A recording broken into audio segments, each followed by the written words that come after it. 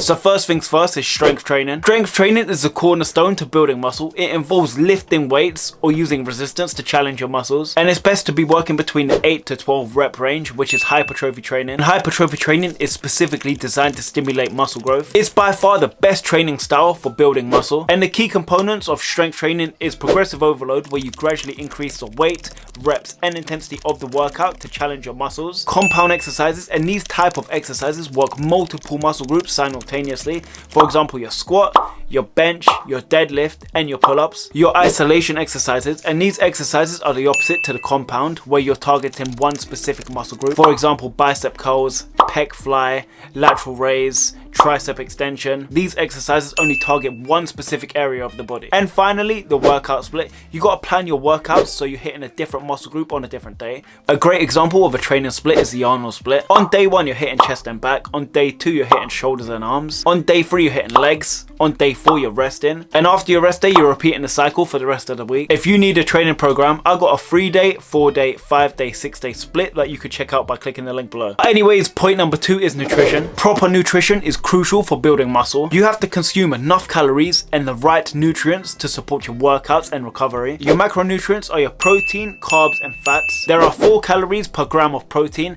as there is 4 calories per gram of carbs, and there are 9 calories per grams of fat. Your sources of protein are lean meats, fish, eggs, dairy products and protein supplements. Your sources of carbs are whole grains, bread, rice, pasta, fruit and veg. And finally, your sources of fats are nuts, seeds, avocado, olive oil and fatty fishes. And the most important of them all in terms of building muscle is your protein. You gotta make sure you're hitting 1 gram of protein per pound in body weight. For example, I am 75 kg, which translates to 165 pounds. I've got to make sure I'm hitting 165 grams of protein to get a sufficient amount for my muscles. However, I like to slightly exceed this, and I roughly hit between 180 to 200 grams just to be on the safe side, and it's only an additional 15 to 35 grams in my minimum. And you've got to make sure you're having this amount of carbs throughout the whole day instead of having this in one sitting. And meal timing is very important in terms of your nutrition. If you're having a big meal, try and have that big meal an hour to 2 hours before your training session. If you're having something relatively small and light, have this within 45 minutes of your training session. But your pre-workout meal should be something carby. For example, oats with honey. So you have your slow releasing carbs with the oats, which will give you that long-term energy, and on the other hand you have your honey, which will give you that short-term energy.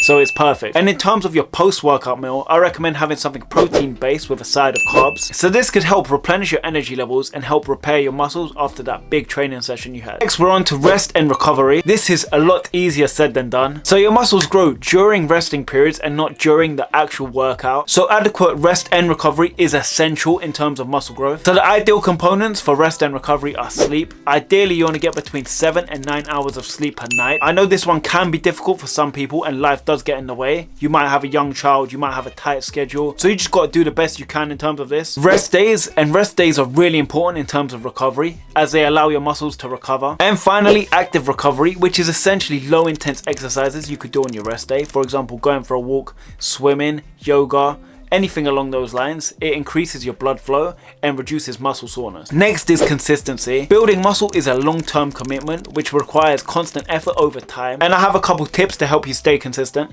Number 1 is setting realistic goals. Obviously you're not going to turn from a blank canvas to Arnie overnight, so your goals have to be realistic and achievable. So the second way is by tracking your progress. You could do this a couple ways, to be honest. 1, you could do this by getting a t-shirt and tracking your progress physically through there. 2, you could do this by getting a journal and writing your workouts in there. And finally, my personal favorite is taking photos. Taking photos of your physique and seeing where you are now to where you came from is really motivating, especially on those off days where you're feeling very unmotivated. So it's nice to either have those photos, the journal, or that t-shirt you can see your progress in. Another way to help you stay consistent is by finding motivation. This could be through a training buddy, a community, or a fitness influencer that could help inspire you.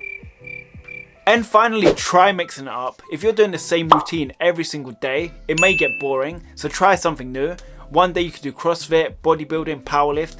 You could even do more cardio-based activities like paddle, football, or even go for a run, and this could help prevent boredom and challenge your muscles. And finally, supplements. Although they're not necessary, there are a few supplements that could help support you on your muscle building journey. So first things first, the only supplement I would recommend for muscle growth is creatine. Creatine helps enhance strength and muscle mass. Number 2 is a protein powder. Although you can get your protein in foods, for example meats, eggs, fish, some people may find it difficult difficult for eating this much food, and may find it a lot easier just to drink a protein shake to get those extra calories and extra bit of protein in. Next up are branched chain amino acids, which are BCAAs for short. So BCAAs may help reduce muscle soreness and speed up your recovery. Although they're not necessarily essential, they're great to just sip on during your workout. And my last supplement isn't essential at all, and that's pre-workout. Although you can get a pre-workout with creatine as an ingredient, pre-workout helps enhance your energy, focus and endurance. Pre-workout contains a blend of caffeine, creatine, beta-alanine and nitric oxide boosters, which could all help you with your muscle growth. If you want to get any of these supplements, you can go on the Muscle Nation website and use code JORD at checkout to save yourself 10% off. Building muscle involves a balanced approach that includes effective strength training,